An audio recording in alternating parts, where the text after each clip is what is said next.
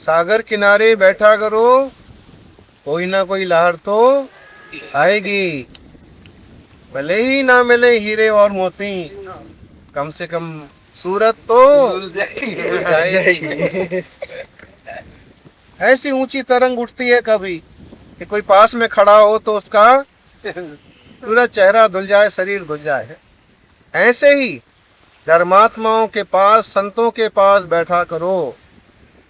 भले आपको उनके जैसा रत्नत्रय और तपस्या मिले ना मिले, जीवन में एक तरह की सात्विकता और शांति तो आ ही जाएगी। सागर से ना भरना सीखो, सागर से तूफान को सीखो। फूलों से ना झरना सीखो, फूलों से मुस्कान को सीखो। सूरज से ना ढलना सीखो, सूरज से उत्थान को सीखो।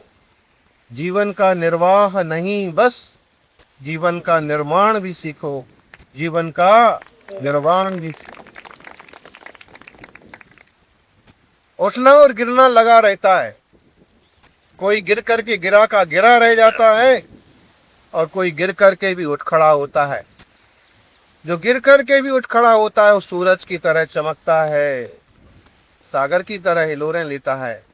और एक बार जो गिर करके गिरा का गिरा रह जाता है वो ठेले की तरह जमीन पर पड़ा रहता है। इसलिए चाहे सामाजिक जीवन में, चाहे व्यापारिक जीवन में, किसी भी तरह से अगर कहीं नीचे भी गिरना पड़े तो वापस उठने की हिम्मत रखना चाहिए। कैसी भी परिस्थितियां हों, परिस्थितियों के हिसाब से ढल करके परिस्थितियों को अनुकूल बनाने की कोशिश करना चाहिए। दुनिया को आप नहीं बदल सकते, सृष्टि को आप नहीं बदल सकते, तो अपनी दृष्टि को बदलने की कोशिश करो। दृष्टि बदल जाएगी तो सृष्टि भी बदल जाएगी। चंदे हिम निम्बररा आई मई पया संता सायर विव गंभीरा दिता सिद्धि मम दिसन। देखो सागर को आप देख रहे हैं कैसे उछलता है। अभी 5 फुट 10 फुट नीचे था, अब ऊपर आ गया, बढ़ता है। मतलब घटना बढ़ना समुद्र के साथ भी होता है, चांद के साथ भी होता है, तान पतन सूरज के साथ भी होता है। तो तुम्हारी क्या भी साथ।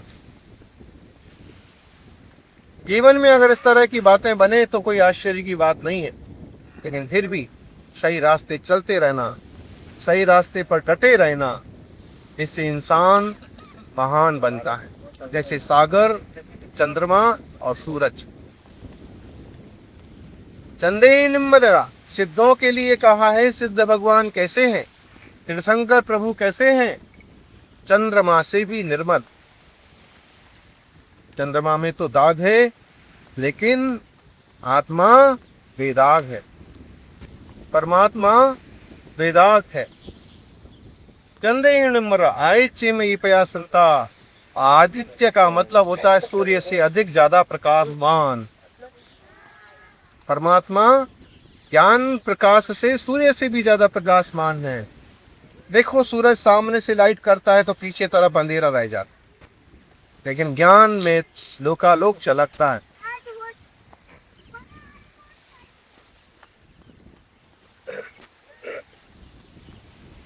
सायर में गंभीरा, सागर की तरह गंभीर। ऊपर से तूफान आता है, आंधियां आती है तो लहरें उठती हैं, लेकिन भीतर सागर अपने में परिपूर्ण है, शांत है, गंभीर है। ऐसे इंसान को परिस्थितियों बस थोड़ी हिलोर आ भी जाए तो भी अंतरंग से उसको हिलना नहीं चाहिए।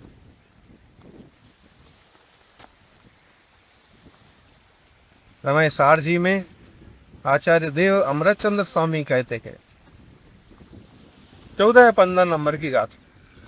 जो पश्यति अपाड़म अबद्ध पुट्टम अडर्नियम नियदम अधिशेष मसंयुक्तम तम शुद्ध नयम व्याणा। जो अपने आत्मा को शुद्ध जानता है, अविशेष जानता है, असंयुक्त जानता है। जैसे सागर, सागर घटता बढ़ता है फिर भी सागर सागर ही रहता है। आत्मा की पर्याय बदल दिए फिर भी आत्मा आत्मा ही रहता है। अबद्ध पुट्ठम, कर्म नो कर्म से बंधा हुआ नहीं है आत्मा, छुआ तक नहीं है, लेकिन विभाव और विकारों में उलझे हुए, खुद को भूले हुए। देखो पर्याय ऐसी आती हैं, चली आती हैं, बीची की तरह, तरंगों की तरह, ऐसे जन्म मरण होते रहे। और इसमें जो अपने स्वभाव को समझते हैं, शांत स्वभाव को समझते हैं, अवध स्पष्ट अनन्य नियत मर्यादा नहीं छोड़ता है। सुमेरु कभी अपनी मर्यादा नहीं लांघता, सागर कभी अपनी मर्यादा नहीं लांघता, सूरज चांद कभी अपनी मर्यादा नहीं लांघते। और जो लोग मर्यादाओं के हिसाब से चलते हैं वो ऐसे महान बनते। श्री राम इसलिए मर्यादा पुरुषोत्तम कहलाते क्योंकि उन्होंने मर्यादाएं रखी और दुनिया को सिखाई। आत्मार्थियों, सागर किनारे बैठा करो, कोई ना कोई लहर तो आई। धर्मात्माओं के पास बैठो, कुछ ना कुछ परिवर्तन जरूर आएगा। एक छोटा सा प्रसंग हमको गुरुदेव के वचनों से स्मृति में है। प्रसिद्ध कहानी है मृगसेन धीवर की। मृगसेन नाम का एक धीवर था, मछुआरा था, कोली था। उसका काम ही, एक संत का, एक मुनि का आगमन हुआ। वो एक पेड़ के नीचे बैठे थे ध्यान में। उसने देखा कि बड़े बड़े लोग हैं, सेठ साहूकार, भावनगर के, मुंबई के, राजस्थान के, सब बड़े बड़े लोग बैठे यहाँ। तो क्या बात है, क्या हो रहा है यहाँ पर? वो भी बैठ गया। मुनि मुनि होते हैं, जैन साधु भले हम कहते हैं, लेकिन जैन साधु जन जन के साधु होते हैं। जीव मात्र के कल्याण की बात करते हैं, कामना करते हैं, कल्पना करते हैं। दोनों ने उपदेश दिए, हिंसा नहीं करना, झूठ नहीं बोलना, चोरी नहीं करना, शील ब्रह्मचर्य की मर्यादा का उल्लंघन नहीं करना, जरूरत से ज्यादा परिक्रय इकट्ठा नहीं करना,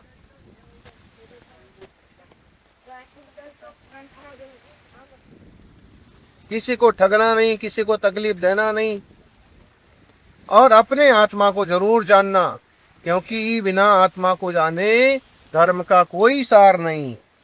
अहिंसा परमो धर्मा कहते हैं ना, बहुत बड़ा अर्थ है उसका।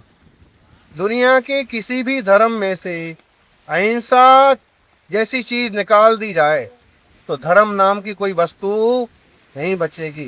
कोई भी हिंसा को धर्म नहीं मान सकता। कोई व्यक्ति अगर हिंसा कर भी रहा है धर्म के नाम पर, बोलेगा तो यही कि राम ही धर्म है, दया ही धर्म है। भले हिंसा कर रहा हो किसी कारणवश, संस्कारवश, गलत मार्गदर्शन के कारण, तो दुनिया में एक भी धर्म मजहब नाम की चीज नहीं है जिसमें हिंसा को धर्म माना जाए। अगर वो मान लिया जाएगा तो वो चीज ही खत्म हो जाएगी, वो धर्म ही नहीं कहलाएगा। जैसे शक्कर में से मिठास निकालो, मिठाई में से मिठास निकाल दो, मिठाई में से शक्कर निकाल दो, मिठाई नाम की कोई चीज बचेगी? ऐसे ही धर्म में से अगर अहिंसा निकाल दिया जाए तो दुनिया का कोई मजहब, कोई धर्म नहीं बचता। इसका ये मायने पक्का है कि दुनिया में अहिंसा परमो धर्म। ये सिर्फ जैन धर्म से जोड़ के मत देखो, जीव मात्र के लिए है। प्रत्येक जीव अपनी रक्षा चाहता है। तो मुनिराज का उपदेश हुआ तो सब लोगों ने खड़े होकर कहा कि महाराज जी, आज से हमारा ये व्रत रहेगा, हम किसी जीव को नहीं मारेंगे, हम मिलावटखोरी नहीं करेंगे, गलत नाप तोल नहीं करेंगे, किसी ने कहा कि 15 दिन महीने में ब्रह्मचर्य का पालन करेंगे, हम रात में नहीं खाएंगे, जिन चीजों को हम नहीं पहचानते हैं, बाजार की जो चीजें हमें पता नहीं है, वो चीजें नहीं खाएंगे। सबने नियम दिए। वृक्षेन धीवर सोचने लगा कि बड़े बड़े लोग नियम ले रहे हैं, क्या बात कर रहे हैं, गुरुजी सबको आशीर्वाद दे रहे हैं। वो भी पास में आया, अपना जो जाल वगैरह था वो सब एक तरफ रखा हुआ था, उसका पास में आकर के उसने कहा कि जैसे आप सबको दे रहे नियम, एक संकल्प हमको भी दो, हमारा भी कल्याण हो जाए। आपके आशीर्वाद से बड़े बड़े सेठ बन जाते हैं, बड़े बड़े नाम कमाते हैं, हम गरीब आदमी हैं, हमें भी आशीर्वाद कर। मुनि महाराज ने कहा कि तुम्हारा भी कल्याण हो। उसने कहा मेरे लायक कोई नियम दो। उन्होंने कहा कि तुम हिंसा छोड़ दो। उसने कहा हिंसा मतलब मछली नहीं मारना, किसी जीव को नहीं सताना। उसने कान पकड़ लिए, उसने कहा कि भगवान ऐसे तो मैं भूखा मर जाऊंगा, मेरे को कुछ काम नहीं आता है, मैं तो यही करता हूं, और आपने नियम दिया और मैं ना लेऊं तो मेरा जैसा कोई पापी नहीं, फिर भी आप कोई रास्ता बताओ मेरा कल्याण हो। मुनि महाराज ने कहा कि भाई हिंसा तो छोड़ना चाहिए। उसने कहा कि फिर परिवार भूखा मर जाएगा। अच्छा एक काम कर, तेरे जाल में जो पहली मछली आएगी उसे तो छोड़ देना, ये नियम ले ले। उसने कहा ये बात ठीक, पहली मछली आएगी मेरी बंसी में, मेरे जाल में, मैं उसे छोड़ दूंगा। योग संयोग पहुंचा सरोवर के किनारे, सागर के किनारे, और उसने अपना जाल बिछाया, बंसी डाली,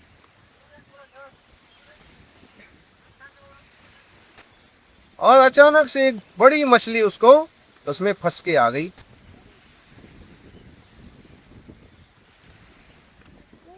उसने देखा कि आज तक ऐसी बड़ी मछली कभी नहीं मिली, आज तो मैं बहुत पैसे कमा लूंगा। लेकिन तभी ध्यान में आया कि गुरुजी ने नियम दिया था कि पहली मछली को नहीं मारना, किसी को नहीं मारना, लेकिन पहली को तो नहीं मारना, ये नियम पालन करो। उसने कहा कि तो मैं इसे छोड़ देना चाहिए, मुझे क्या करूं। अगर अब अपन लोग नियम लेते हैं लेकिन नियम में गड़बड़ भी करते हैं, रास्ता निकाल लेते हैं। आलू का त्याग है तो किसने कहा समोसा खाओ, हम क्या कहते, नहीं आलू का त्याग है, वो कहता आलू मत खाओ, समोसा खाओ ना ऊपर का। ऐसे लोग रास्ता निकाल लेते। रात का त्याग है, सूरज डूब गया फिर भी लोग कहते कहाँ, अभी दिख तो रहा है, अभी लाइट तो है, हाथ तो दिख रहा है। तो लेकिन उसने कहा कि अगर ये मछली मैंने छोड़ दी, फिर से यही आ गई, तो मुझे कैसे पता रहेगा। उसकी जिम्मेदारी पहली मछली छोड़ने की थी। हाँ। ये नहीं था कि द्वारा वो आए, लेकिन उसने नियम पूरा पालन किया कि ये फिर से आएगी तो मैं इसे नहीं मारूंगा। तो उसके ऊपर अपना फटा हुआ गमछा था, उसमें से एक चिंदी फाड़ के मछली को बांध दी कि ये आएगी तो इसको हम फिर से छोड़ रहे हैं। फिर डाला, फिर वही आई। दूसरे घाट पर, दूसरे किनार पर गए, फिर भी वही आई। तीसरे किनार पर गए, फिर भी वही आई। दिन भर में वही मछली 4-5 बार आई, कोई और मछली उसको मिली नहीं। और उसने उसको उतने बार छोड़ा, जब खाली हाथ घर आया, घर वाले ने देख लिया कि एकदम लटका है, मुंह तो लटका हुआ है, थैला भी खाली दिख रहा है, कि ताई जो है रोज की तरह ही आज फिर खाली हाथ आया। भड़क करके उसने दरवाजा बंद कर दिया। इसने आवाज लगाई कि दरवाजा खोलो, अंधेरा हो गया है और ठंडी लग रही है। उसने कहा कुछ लाए? उसने कहा कि कुछ तो मिला नहीं आज, तो तुम भी वहीं बाहर पड़े रहो।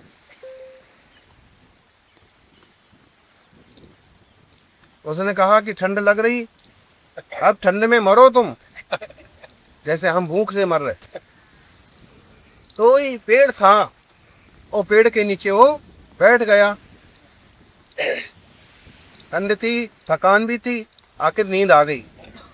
नींद आई, योग संयोग की बात थी, वो कहीं से काला नाग आया और उसको डस गया, वो मर गया।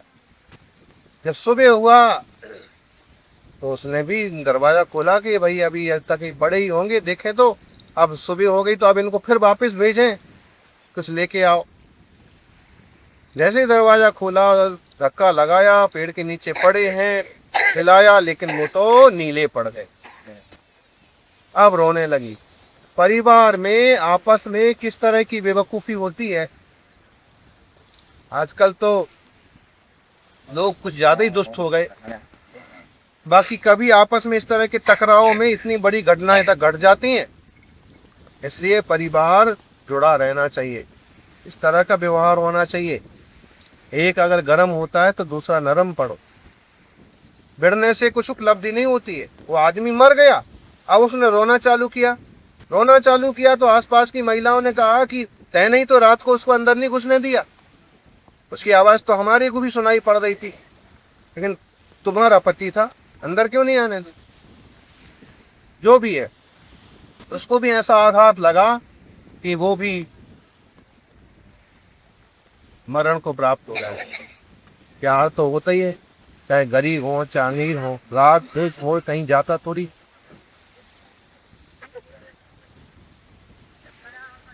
हुआ क्या, जो मृगसेन धीवर का जीव था मर तो गया, लेकिन मरते वक्त जब उसको ज्यादा वेदना हुई तो उसने यही विचार किया कि वे मुनि महाराज कितने धन्य हैं, हमारे जैसे इंसान होके कितनी कठिन तपस्या करते हैं। फिर ये विचार आया कि वो सेठ भी इतना बड़ा आदमी, इतना अमीर आदमी, और उनके चरणों में बैठ करके नियम लिया। ऐसे धर्म के प्रभाव से ऐसे बन जाते हैं, अहिंसा के प्रभाव से ऐसे हमारा जीवन भी अच्छा हो कि हमारे ये सब पाप छूट जाएं। परिणामों का फल क्या होता है, वो सेठ के यहाँ सेठानी के गर्भ में आ गया। पर्याय बदल जाती है, शरीर बदल जाता है। किसी अहंकार में मत रहो। दुनिया में छोटा बड़ा और बड़ा छोटा बनने में देर नहीं लगती है। सेठानी के, लेकिन उस नगर के एक दूसरे और से बड़े सेठ थे, नगर सेठ थे।